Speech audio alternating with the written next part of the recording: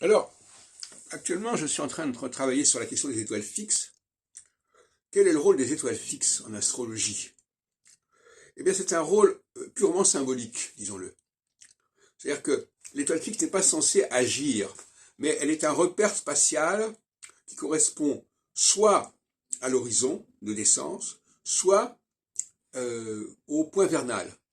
Mais comme ce sont des notions qui ne sont pas spatialisées, qui ne sont pas mises dans le ciel, eh bien, on va décider que telle étoile correspond à l'horizon de naissance, telle étoile correspond au point vernal à un moment donné.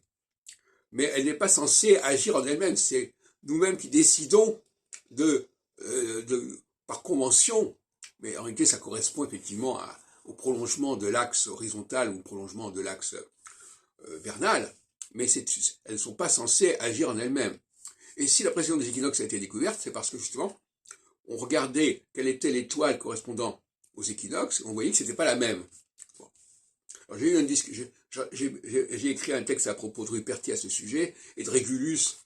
Alors lui, il accorde beaucoup trop d'importance, Rudyard, repris par Ruperti, à Régulus, parce que Régulus, une étoile ne... Moi-même, j'ai commis parfois l'erreur à ce niveau-là, au niveau des 4 étoiles fixes dont j'ai parlé à une époque, les 4 étoiles royales, Aldébaran, Antares, Pomalo et Antares. Eh bien, oui, non, l'étoile fixe n'agit pas en elle-même. L'étoile fixe, c'est simplement un repère, soit natal, qu'on pourrait appeler l'étoile de naissance, birth star, soit un repère au niveau saisonnier, etc.